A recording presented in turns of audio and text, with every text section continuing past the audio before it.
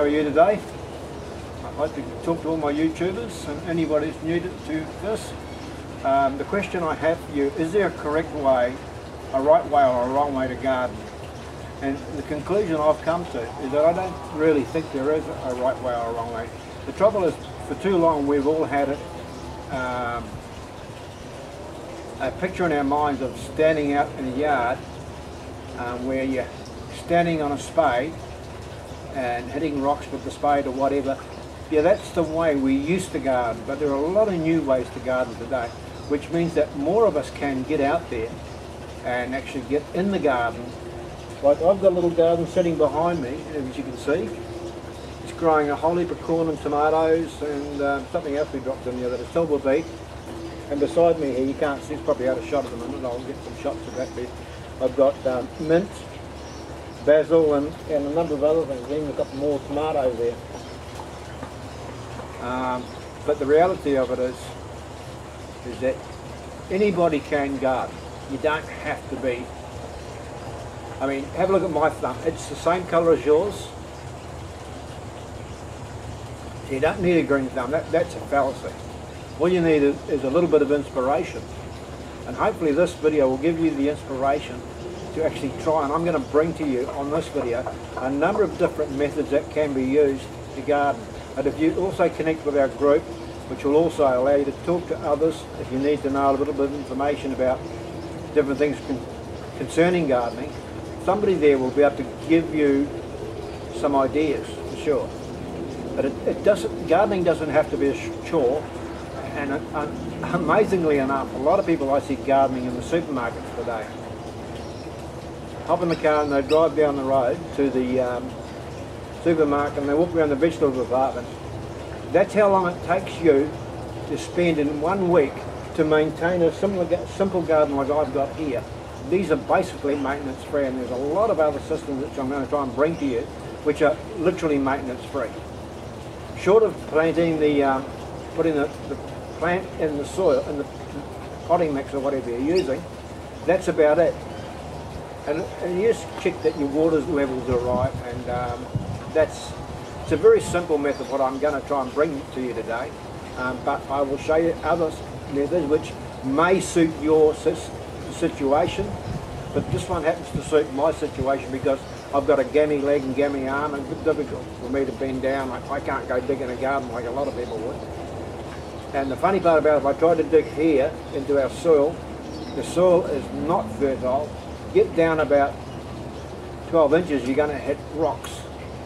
And you almost need a rock crusher in there. We've tried, my boys have tried several times to put gardens in for me, but because of the infertility that I struck, it was just a total waste of time. But what I want to show you today, you don't have to have a garden, a conventional garden, to actually have fresh homegrown veggies.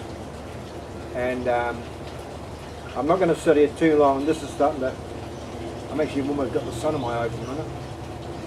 It's a hot November sun here in Queensland at the minute, but what I want you to understand, you can grow things all year round. I don't care whether you live in an apartment or where you live, you can grow something.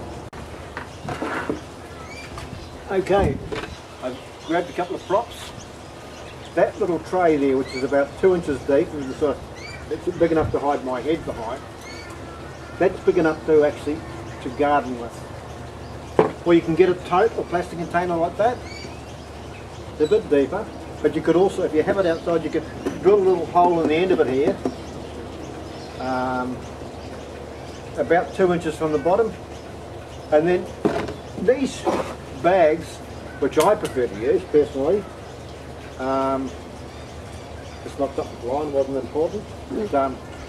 These are a non-woven polypropylene bag.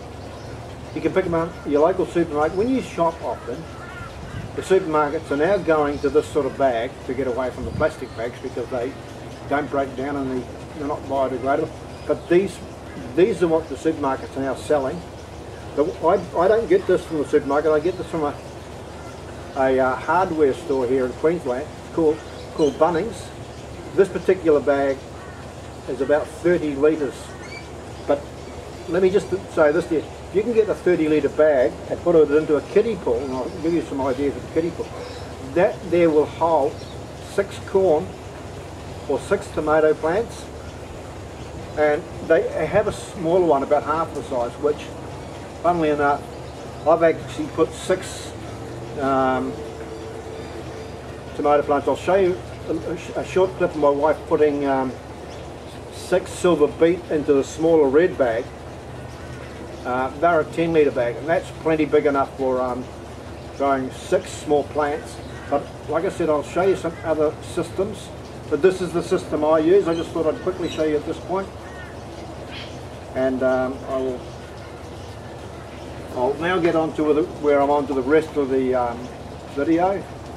I'll walk you through some of the different methods like aquaponics, hydroponics, the rain gutter grow system by Larry Hall in Minnesota. I think there he is, Minnesota. But yeah, Larry has come up. Larry actually was the first one to come up with this system, and it just went crazy. But his rain gutter grow system is a very, very simple operation.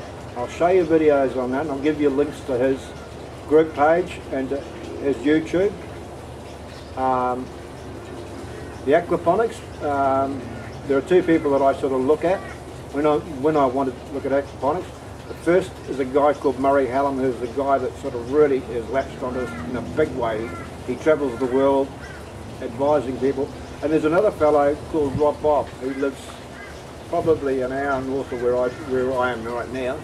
He's at Ipswich, and Rob Bob not just deals with aquaponics, he deals with wicking beds, you name it. If you can do it in the backyard, Rob Bob's giving it a go, and he's a great guy if you want to have a talk to.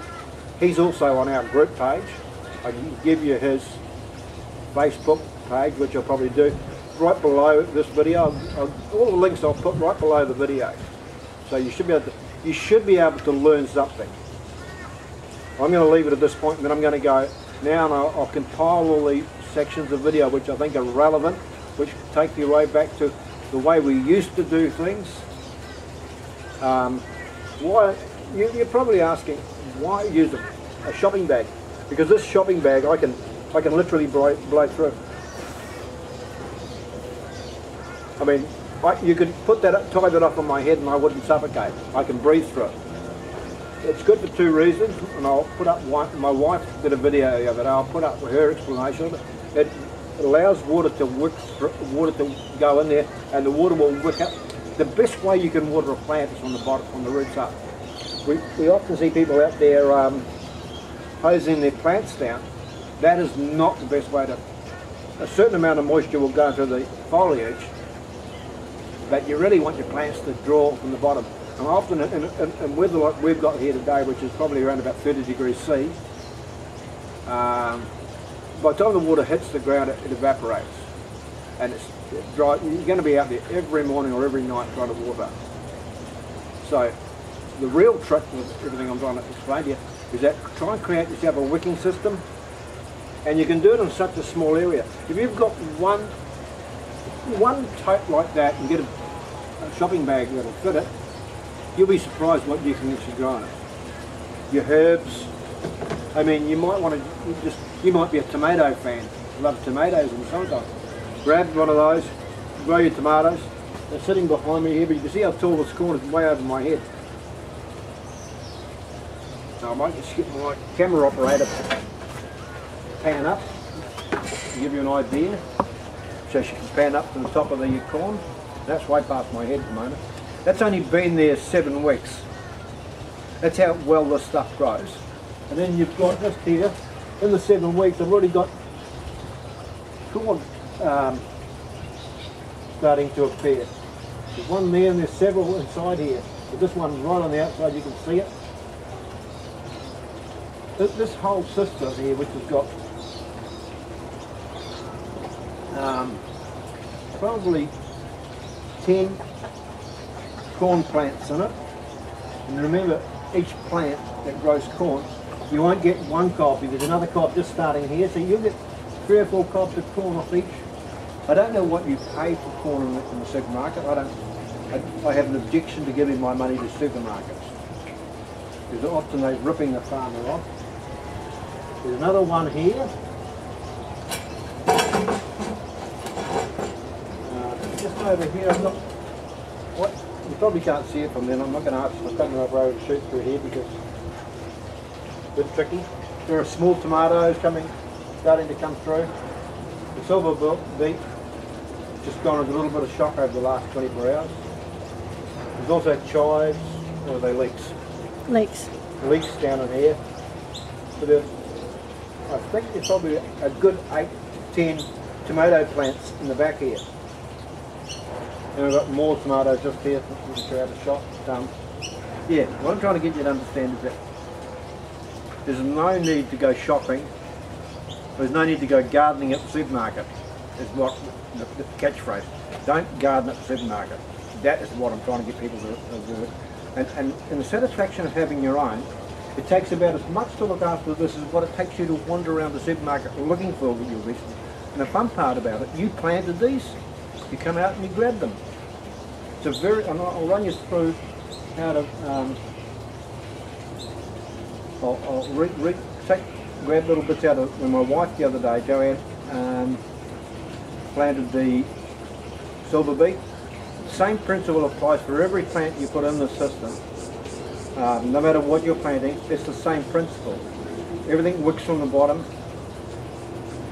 But a little trick though, when you go to plant, and we didn't do that with the silver beet the other day, we shot down the road and grabbed the plants, is that sit your plants in a little bit of water with a mild seaweed solution in it, so that actually stops them going into shock also, I found.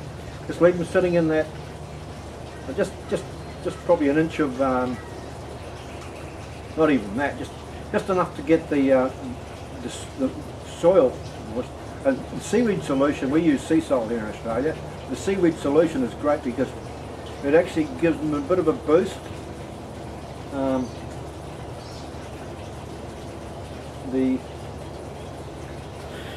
The plant then doesn't go into shock like they have. And we rushed that a little bit just so we can get a video of it. But also, I'm going to walk around to my left here at the minute, and my camera operator is going to hopefully be able to move with me. I've got ducks over here. Ducks have to have a pond, as we all know.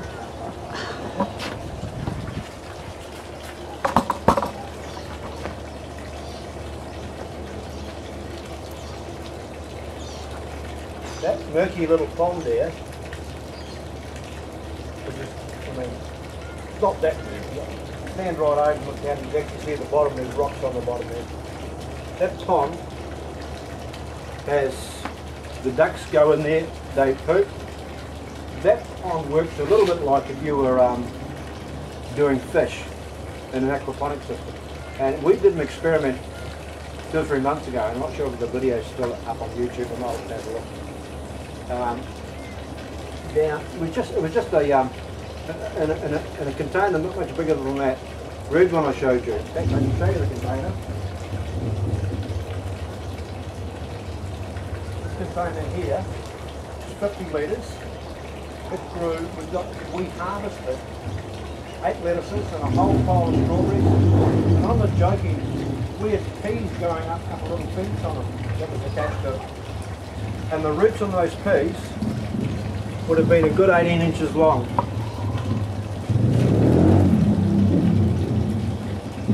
Anyway, I'm going to end it here now because I'm competing with a motorbike. Okay, thank you. Hi everybody, this is Larry up in Brainerd, Minnesota. Just had to bring you a little update here. This is pretty incredible. A week back or a little bit longer, I did a video on a idea I had for a self-watering kiddie pool type thing. You know, I built these self-watering rain gutter grow systems and stuff. Well, what happened is grow bags are supposed to be really good for allowing the roots to self-prune. So what I wanted to do is I put some of my potting mix, and I'll put a link to that on below the video here, how I make my own inexpensive potting mix, in these Walmart recyclable shopping bags you can buy for 50 cents at Walmart, okay?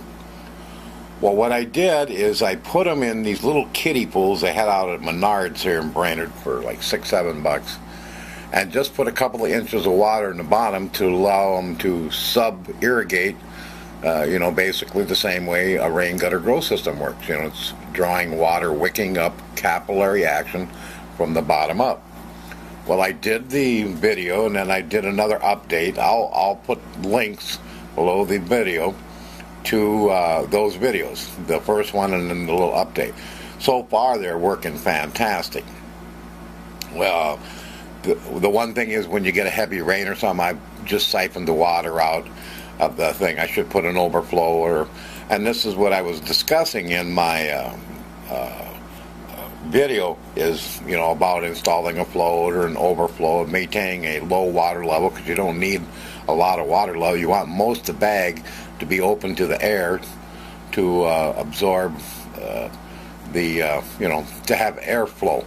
And if you watch the video, you'll see exactly what I'm talking about. Anyway, here's some of the pictures on that video I did, and it shows, I had tomato plants here in a kiddie pool, and I put in a small amount of water, and then every 2 or 3 days I would just add to that. Of course, when it rained, it got deeper, and I siphoned it out. What I'm going to do is put an overflow in and probably a float and stuff, but I just want to play around with the aspect of it and see how well it works. So far, it's been working fantastic. Here's some more tomato plants. They're really growing great, really healthy.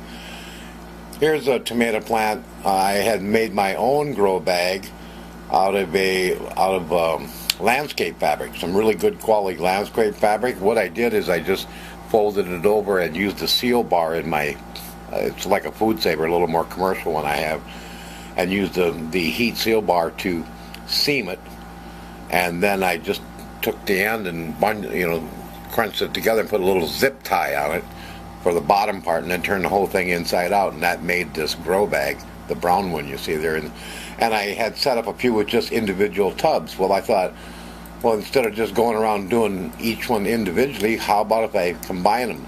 And that's where I came up with the idea of putting them in the kiddie pool. Well, here is this is a blackberry plant that it was just about dead, and I trimmed it back and put it in one of those grow bags I made, and it's just going wild, just really, really working great. Well, anyway, there's this fella, and I'll put a link down here too, also to not only my Facebook page for the self-watering rain gutter grow system, but we set up a new page where we can have a lot more interaction with people, and it's a Facebook group page, and I'll put links to both Facebook pages, and you can exchange information, ideas with other people and stuff like that. If you really want to get into playing around with doing some new concepts and gardening stuff, I invite you to check out the page, go there, and you can see it. But there's a guy down there on my Facebook page, George W. I want to pronounce this right, Hendren. It's Hendren Senior, and he lives in Stanchfield, Minnesota. Heck, he is only about 100 miles southeast of me. Well, we got talking, and I had got to go down there next weekend. I just want to go down there and do a video on his setup. Well, he had seen my kiddie pool set up, and we've talked back and forth about it and different things, and this is what he came up with. This is great. He took a standard raised bed, and what he did is the video I do next week will have a lot more information. But he leveled it and put some cardboard down and got it level. Okay, you can see he's got a 6 mil black tarp that he put down here to level it. And then you can see, I think he's got some water in it there. And then he installed a float. It looks like he's got a little bracket he came up with himself, a little bracket, little L-shaped bracket, and then he's got that float. Because what we were saying is what you want to do is just maintain maybe a ½ an inch of water, 3/4 of an inch.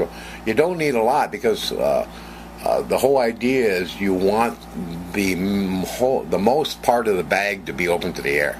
So we're only supplying the water so it can sub-irrigate. This would also eliminate, I would believe, some algae growth and things, because you're going to be changing over the water quite regularly, because maintaining a small minimal amount of reserve in the bottom in this platform here, it's going to change over more readily, and that should help eliminate some of that. Anyway, here is another view. You can see the float in the corner there, and it looks like water's going. He's got this all leveled out. Really nice setup. This guy has also built a beautiful hoop system over these, so he can cover and extends his season out later in the year. That's really going to be cool. Here he's showing, he's sticking his finger down, I think, to show the water level, you know, about a ½ inch, whatever it is, and he's maintaining that. Here is, and now if you look where the little shadow is, to the right of that center pole, where the shadows come, there's a little drain hole. So he's got it set on an inch and a half, whatever, so his little float goes up. But if it would rain heavy or something, any excess water is just going to go right out that, which is a great idea. That way you're not going to have any problem of the root rot or anything like that. The whole bag is just going to be able to open and grow like crazy. I think this system is going to work phenomenal. But what's really impressive is George took an idea that I was kicking around with the kiddie pool and just jumped on it and went ahead and built this thing. And it is impressive. And I can't wait to get down there next week, and I want to shoot a video on it. I guess you could call this a self-watering grow bag grow system or something. It's pretty clever. Anyway, there's a side view at the end there, and he was asking how many bags he could put on there. Well, he's got strawberry plants planted in this, and you could have them pretty close together. I would think just as long as you leave like an inch between bags. He's got strawberry plants, so just so air can circulate around and you get the effect of the air pruning that grow bags are noted for. If it was tomato plants or something, you'd probably want to space them farther apart so you allow for the the bushiness of the tomato plants. But this is a 4x8 bed, so you can put a lot of grow bags on it. If you're raising lettuce or beets or carrots in it or something like that doesn't expand up and wide, you should be able to get a lot of things in this area. So, but George, thank you very much. What a heck of an idea, way you took this and run with it. And I just wanted to tell George thanks, and I'll be looking forward to meeting him and doing a video in person with him on this, and he can explain to you exactly how he set it up and everything. But I think he's done a heck of a job. I wanted to share that with everybody and hope you enjoyed this. I think it's pretty clever. This is Larry up in Brainerd, Minnesota. Ciao.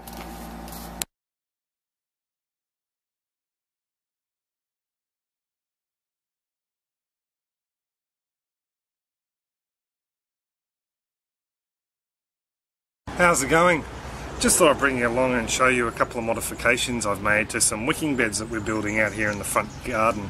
The first two that came out were IBC beds we had already made up, and I've just reworked them, and I just made up a brand new one from scratch on the weekend over there. So thought I'd run through a couple of the different ways that I've modified them. To begin with, marking them out, I've come up with a much easier way to mark them out than the last method I showed on the clip.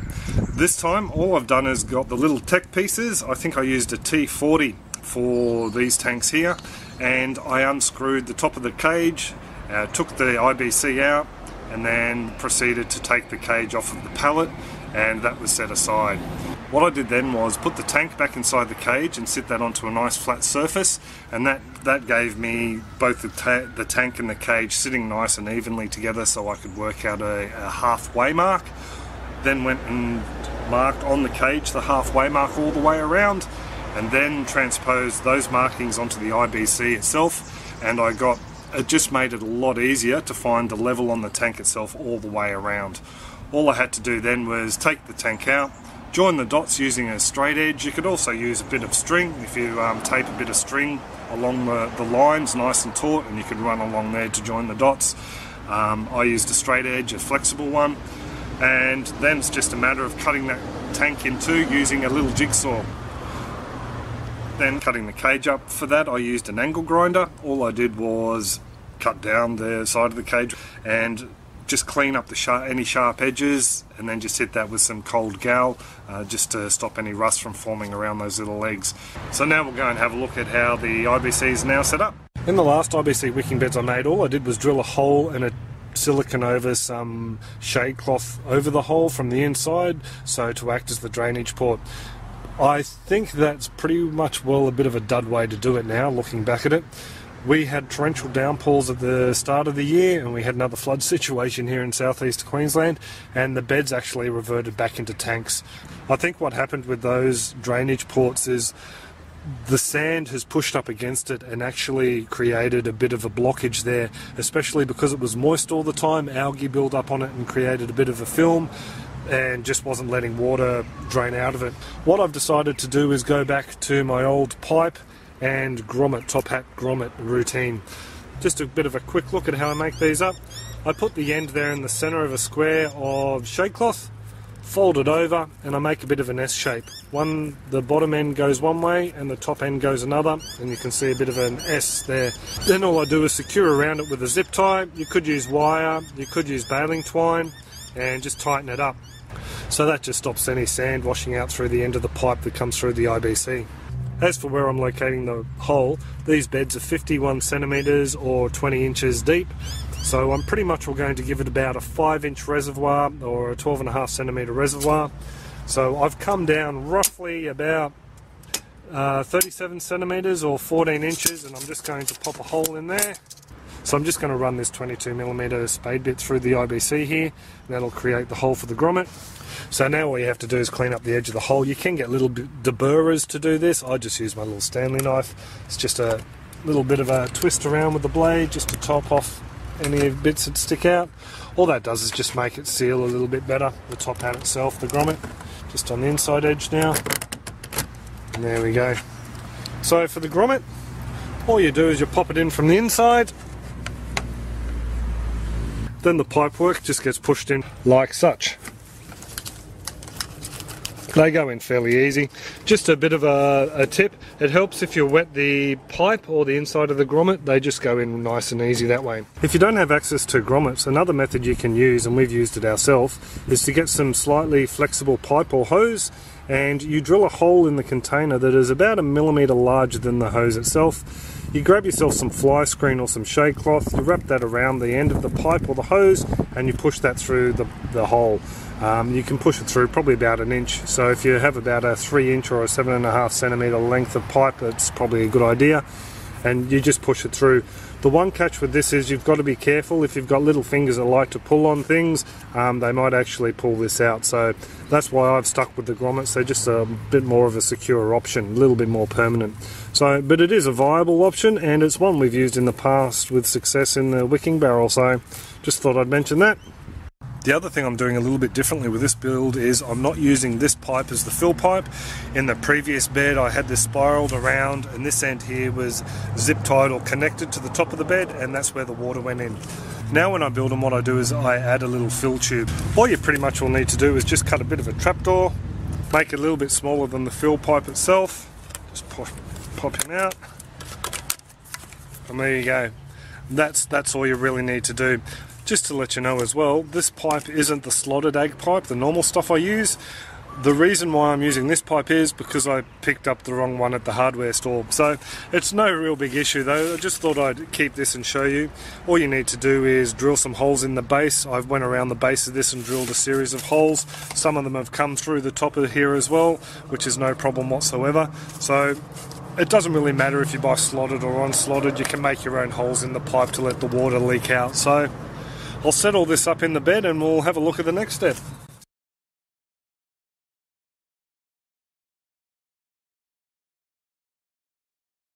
So now the pipe's all in there in place, the next thing I've done a little bit differently is I've started to add rock. This is it was sold as a 20mm rock I think, and this has been going into the corners of the IBC. So this stuff here is pretty much, well, a little bit rough. Some of it's got some nice sharp edges on it. If you were going to use this on like a rubber lined, like a pond liner style, or a 200 builder's plastic, I'd probably go for a nice smooth rock, not something that's sharp like this, because you're going to tear your liner. and yeah, once your line is done, your wicking bed's pretty much all had it. As you can see, these rocks all around the outside, if that was sand there, there'd be very little void space in between the particles, and you wouldn't be able to store a lot of water there or a lot of moisture there. So I think adding these rocks in the outside areas is going to increase the water holding capacity of this unit a fair bit. The next step is just to put the weed mat over the top. Obviously, if I put the sand on now, it's just going to fill up the voids within those rocks and the pebbles, and then we can put the sand in on top. A little slit is made into the weed mat. That's just so you can slide it over the top of the fill pipe. This fill pipe has a couple of holes in it. You know the old adage, measure twice, cut once? Well, I didn't do that. So what I've had to do is drill a second lot of holes. All I'm going to do is run a zip tie through that. Because the zip's just on one side there, I can get a hose down in there and it can sit there quite comfortably. If it was across the middle, I just couldn't put it in. And that's nice and secure there, no kids will be able to pull that out. Just another thing with the weed mat, I like to cut it a little bit oversized, just so you've got that extra bit of space to push down in the center of the spiral to take the sand that will be sitting on the base of the actual IBC itself. So when I'm adding the sand, I like to go around the outside first, just to keep the weed cloth down, and also sort out around the fill pipe as well, straight off the bat. So as you can see, we have a nice central sandy area, and what's going to happen is the water's going to come in from the outlying areas of the wicking bed. It will be drawn to the center. The sand will wick that water from the center up into the soil above it, and it'll work as a central wicking spot. Just thought I'd show you where the drain port is in relation to the top level of the sand. It's actually sitting down there where my finger is. It's a bit hard to see from this angle, but there's about 50 mil or about 2 inches worth of sand covering the top edge of that drainage point. I add the extra sand for 2 reasons. The first being the sand will settle over the time, and the second being if there's organic matter or soil sitting in water for a long period of time, you can end up with an anaerobic or an anoxic environment down there, and basically starts to turn acidic and you get those rotten funky smells. So that's pretty much why I add a little bit of extra sand. I've pretty much got my level on this corner here. Now I just have to go and make sure that the rest of the bed's nice and level, and I can see from the cage on the outside we might be a little bit high in that back corner, so it's just a matter of getting the smaller level and just spreading it around and yeah, making it all hunky-dory. Now the next thing I like to do is add about 10 centimeters or 4 inches worth of sugarcane mulch just over the top of the sand. What this does is it adds a bit of a barrier between the soil and the sand and stops any of the soil and organic matter from on top going down into the wet reservoir area. Just thought I'd give you a bit of a look at the soil that's going into this wicking bed. This stuff here is leftover soil from the asparagus bed from when it was moved out the front. And what we have is a load of worms in it. There's a little worm just down in there. There was a lot of organic matter in this bed when it was made. It was full of mushroom compost, cow manure compost, and yeah, there's a load of sugarcane mulch down the base of it as well. So these worms really love this soil. So that's the primary soil that's going into this bed.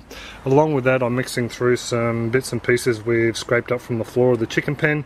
We've been using the deep litter method now for pretty much 3 years, just a load of straw or hay that goes on the base of the chicken pen, and it slowly breaks down with their manure and the other food scraps that are added. And to add a whole heap of organic matter into the soil, we're putting in a couple of bags of screened horse manure. So it's actually going to work out to be about 2 bags that size and maybe a little bit more going on top as mulch. So this soil blend is extremely rich. The other thing we're adding in is the biochar. So I've had this activating for the last 24 hours and this is going to go in there as well. A bit's already been placed in there, about half of it or 2 litres, and it's already been raked through that layer. And this stuff here will be going in with this lot as well. So she's all finished. I've just come along and put a top layer, probably about 2 inches at the most, of screened horse manure on top. The reason I've done that is this bed will settle over the next week or so before I plant the seeds out into it. So I anticipate putting another layer of the soil blend on top again, and that'll include some worm castings and other bits and pieces to get the seeds germinated and off to a happy start. So looks pretty schmicko if you ask me. It will be cladded at a later date, and we've got some extra drainage ports just in case we have a torrential downpour again. And as you can see, it's good 4 to 5 inches or 10 to 12.5 centimeters above that drainage port there. So So I just think these guys are going to work a little bit better than the other Wicking IBC beds I've got. Just hold a little bit more water in the corners down there. So there you go, there's a very quick look at how one of these things goes together. It actually went together over 3 different days. We had a kids party and a few other things crop up in between, so you get that. There were a few things I sort of skipped over a bit there, so if you do have any queries on anything I flew through a bit quick, just put them in the comment section below. If I just kept nattering on, this would have been an epic. As it was nearly an hour's worth of footage I had to cut down, so it gets a bit like that at times. A big thank you also needs to go out to the 2 people who made this possible. 2 very generous people donated the IBCs to us, so thank you very much. You know who you are. I'm not going to mention names and embarrass you, but we really appreciate it. It's meant that we can pretty much all finish the rest of this garden off out the front here, and we may have some to play with the aquaponics as well. So thank you very much, really appreciate it. As I said before, I flew through this pretty quickly and I had a lot of stuff in there that just on how the wicking bed works and things like that, so I might actually do that in another clip itself. I will leave it at that. If you do have any comments, questions, suggestions, just drop them in the comment section below and I'll get back to you. And other than that, I hope you all have a great one and take it easy. Catch ya. When initiating a new system, one has to worry about or be concerned about the nitrogen cycle. In other words, cycling the system is the term that's often used. Some people find this difficult to understand, but it's really the conversion of the fish waste into matter that can be disposed of or used by the system. And in the case of aquaponics, we want the fish waste to become fertiliser for our plants, and we want the plants to clean the fish waste so it keeps the fish water nice and clean. So that process is referred to generally as the nitrogen cycle. So the fish give off ammonia as the main byproduct of the fish, and that comes partly from their gills and partly from their normal disposing of waste, their solid waste and liquid waste, and that is mainly ammonia. Now in the fish tank and in the grow bed we have good bacteria that forms, naturally occurring good bacteria. We won't go into the botanical names or the official names of those, but there's 2 basic types of bacteria. The first one converts the ammonia to nitrite, and the second group of bacteria convert the nitrite to nitrate. And then the nitrate, of course, is able to be used by the plants. So that's how the process works in very simple terms. So you have fish waste that winds up being converted into nitrate, and then the plants use up the nitrate, and then the fish water is returned to the tank perfectly clean as far as the fish are concerned.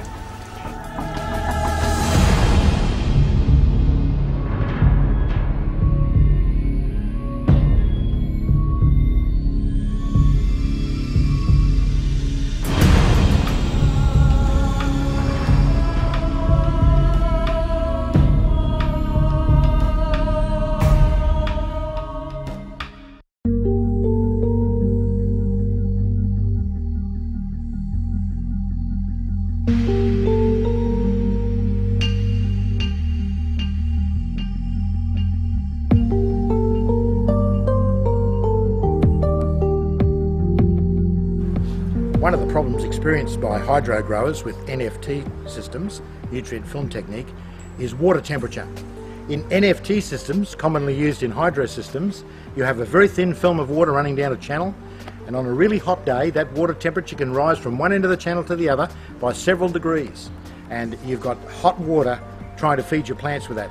In fact, it's well known that lettuce do not like hot roots. In fact, 22 degrees C is the temperature that is most suitable for lettuce, and that's very difficult to maintain with NFT systems, nutrient film technique systems, because of the increase in temperature. But with DWC systems, deep water culture, we've got a much larger mass of water, and as we know, water is very stable in temperature. Actually, it's hard to make it move up or down. So the bigger the mass of water you've got, the less temperature swing you have, and also another thing, you have less pH swing. You can have much better control over your pH of your system by using deep water culture systems.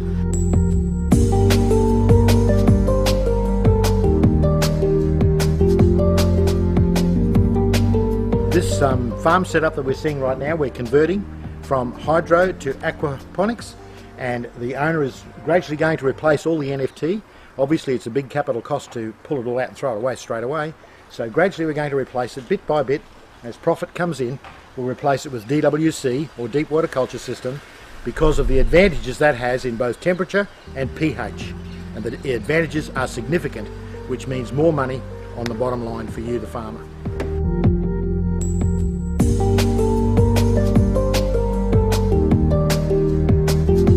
This particular greenhouse has 5,000 holes, as the terminology goes. That's holes in the NFT channel, as you can see them there behind me. The number of holes we have is 5,000. Theoretically, that means we can have 5,000 plants growing at any given time. But in actual fact, that's not the whole story. Because with lettuce, for example, which we use as a benchmark crop to talk about, lettuce takes 4 weeks to grow from the time you bring the seedlings into the NFT to when you harvest. So if we have 5,000 holes, but for the sake of mathematics, let's say 4,000 holes, that means we can only harvest 1,000 lettuce per week out of a 4,000 hole system. We're rotating our crops correctly so that every week we take off 1,000 lettuce. Every week we have to have another 1,000 seedlings to go into those holes to replace them straight away. If we're doing deep water culture, the same rules apply. We need to have a specific number of holes and we need to rotate our crop in that manner. When doing aquaponics for profit, the main game is the plants, as we've said earlier. Whereas fish are going to take, depending on species, the very earliest 7 months, and some species might even take 2 years before you net a profit from them. So as you can see, in doing aquaponics for profit, the main game is the plants. I'm very reluctant to predict income levels because that's dangerous, because for different parts of the world and in different marketplaces you'll experience different prices for your produce. But right here in southeast Queensland, it's quite possible and very easy to obtain $1.50 per lettuce for well-grown organic style lettuce. In fact, that's the bottom of the price range. We've had some clients that actually are offered up to $3 for their lettuce, per lettuce. What we've got to remember is we're producing in these systems premium quality product. We're not just growing them in some old back paddock somewhere and selling them in the Brisbane markets for the lowest possible price. We're selling them as premium product to a premium market. So we can expect, if we're going to harvest out of this one greenhouse alone, quite conservatively, we will harvest 1,000 lettuce a week, week in, week out. That's with one operator working by himself, $1,500 per week gross income. That's from your lettuce alone. Physical labour on a daily basis would just simply be coming to work, checking that all the pipes are running, the pump's running, everything's going fine, and then harvesting your lettuce. Now, whether you do that on 1 day per week or whether you do some lettuce every day per week will depend on your own particular market strategy. But over the week you have to harvest 1,000 lettuce, and over the week you have to plant out 1,000 seedlings. We have got some growers already who are reporting to us that that represents about 2 hours work per day once they're well organised. Obviously initially you'll have to put a lot of effort into it, but once they're organised it's about 2 to 2.5 hours work per day. Now that's not a bad way to make a living.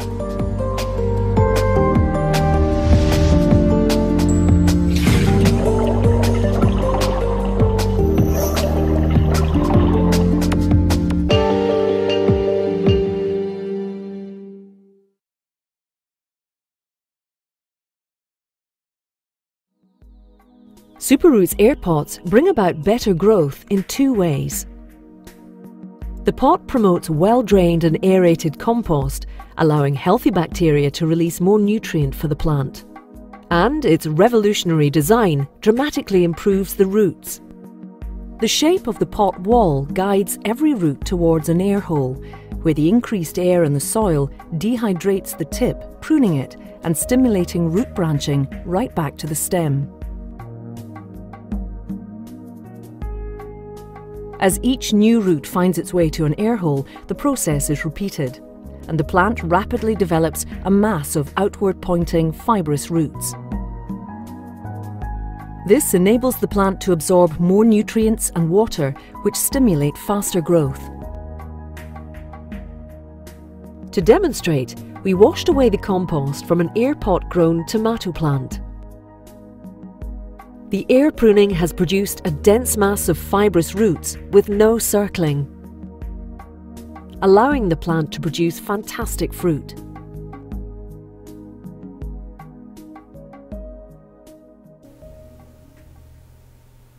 Okay, this concludes the main part of this video. I hope there was something in there for you. I could have added a lot more to it, but it was getting a little bit long and a little laborious probably for a lot of people. At the end of the day, there is no reason that you can't garden, you can't have a garden. The point I'm trying to make is, there's no need to do your gardening at the supermarket. You can have a little garden. Oh, that's just a quick clip of a balance tube there that somebody had asked me about from a previous video. The audio messed up at the point. It connects two 1,000 litre reservoirs together so that they stay in balance. And that there is my sump that will go in this new system.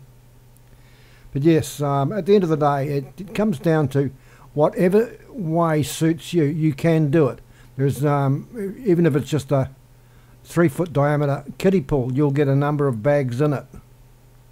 You might have one bag with tomatoes, one with lettuces, and another with. I don't know what you really want to eat, but the bottom line is you can grow 90% of it at home. And a 3-foot kiddie pool will fit on most balconies or a patio. It don't take up a lot of space. And even those cut down IBCs, if you want to go halves with somebody, like I buy them for $100, you could probably go in halves with somebody. It's only going to cost you $50 each. They're 1 metre by 1.2 metres. And you can, as you saw, I can get a number of bags on those. And depending how much you want to grow, it's going to come down to that. But really, at the end of the day, you don't have to go spending loads of money. Oh, that's my dog's flea remover. They're best mates. She's always escaping. Sorry about cutting in like that. But yeah, that shot there is the way this thing will end up looking to some degree. But you can imagine that wooden bed, there's 6 of those going in. Down where that little table is, originally I thought I could only get 2 IBC beds in there. I can actually get 4 IBC beds in there. And each IBC bed will hold, if you're looking at those red bags or the green bags, well, the green bags, I think each one will hold 6. And if it's a little red bag, that'll hold 8. So you can see there's a lot of, I've got a lot of room here. And over to the right there, it's the beds that are going in there, the 3 metre ones, where that scrappy little bit of steel and timber is. It's just the 3 metre long beds are going in just here, at the right hand side there, just there. 3 metres long means you're going to get, I'll get over 20 bags in each of those. Yeah, that's basically it. Can't think of anything more else to say. I hope you enjoyed it. If you've got anything to say, drop it in the comments, and also come to our group page or talk to Larry, Rob, Bob or Murray Hallam's group page, and they'll give you answers on whatever you want to know.